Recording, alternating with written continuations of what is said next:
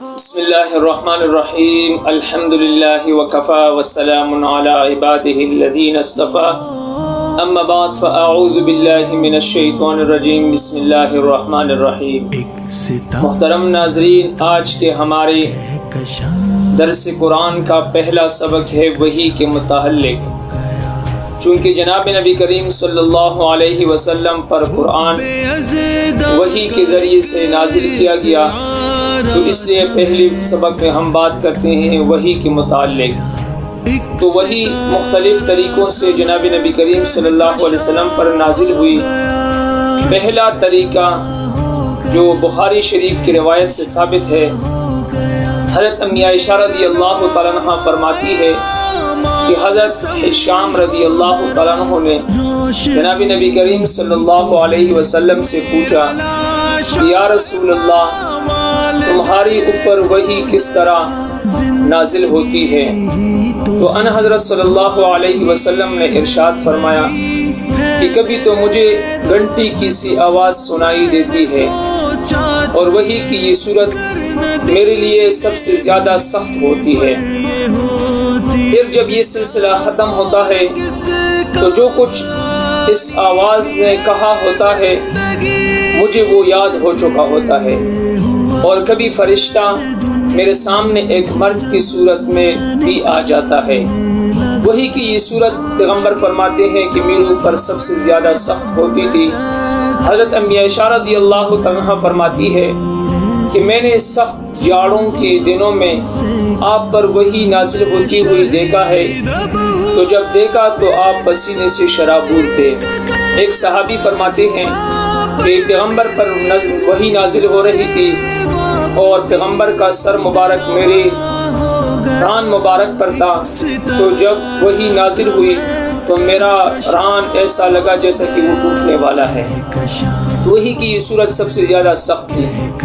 دوسری صورت وحی کی، پیغمبر فرماتے ہیں کہ کبھی فرشتہ کسی انسانی شکل میں آپ کے پاس آ کر اللہ کا پیغام پہنچا دیتا، یعنی جبرائیل امین ایک انسان کا شکل اختیار کر کے پیغمبر پر وحی نازل کر دیتے، اور یہ عموماً ایسے موقع پر مشہور صحابی حضرت دحیہ کلبی رضی اللہ تعالیٰ عنہ کی صورت میں تشریف لاتے تھے۔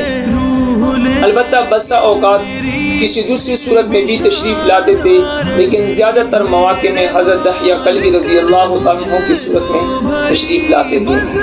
وحی کی تیسری صورت، حضرت جبرائیل امین علیہ السلام کسی انسانی شکل اختیار کی بغیر اصلی شکل میں دکھائی دیتے تھے، یعنی اپنی اصلی شکل جو ہے اس سے میں پیغمبر کے سامنے آ جاتے، اور یہ صرف پیغمبر کی زندگی میں 3 بار ہوا ہے کہ 3 بار حضرت جبرائیل آمین پیغمبر کے سامنے اپنی اصلی شکل دکھا کر کے آیا ہے۔